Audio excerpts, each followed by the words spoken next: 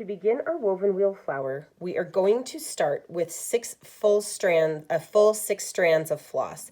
I do not worry about separating these strands for this particular flower, and you'll see why in a minute when we go to do it. But one thing that I do recommend is that you get a needle that is a little bit larger than other embroidery needles. It will help because you are pulling all 12 strands, you've doubled over your 6 strands here. It will help it pull through the felt a little bit easier. So to begin, you are going to come up through the center of your circle here. You'll notice that on the actual pattern itself, it does have this marked. This is just an older version of the pattern that I've printed off and I'm using. Then you are going to bring your needle down and we are going to section off, and you may need to wiggle it a little bit to get these because it's such thick floss all the way through. So we are going to add 5 spokes to our wagon wheel here, which is why it gets the name of the woven wheel. So we're going to come up and back down through this center here. And because I have my knot there, I'm just going to scooch that out of the way from underneath.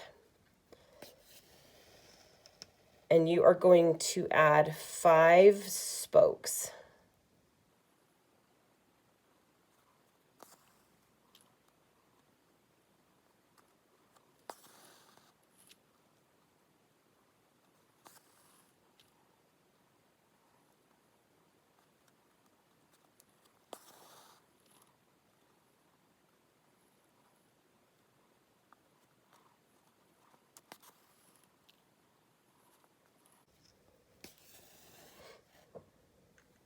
Once you have all of your spokes in place, you are going to bring your needle up right next to one of the spokes towards the center, as close to the center as you can get it.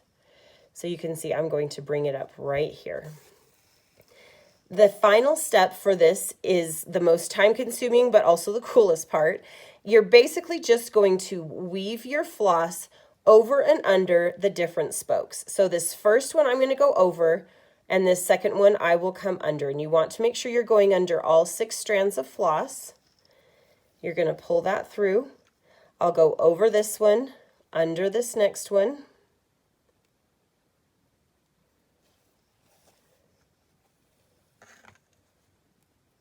And then you'll just continue that process, weaving it over and under all the way around until your floss covers this outer circle of your flower, marking the position where it needs to be.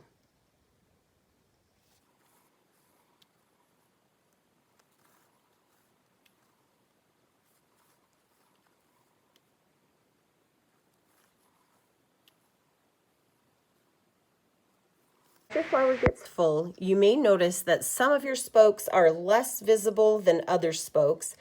And so as you keep going around, you will be able to kind of look underneath there and see it.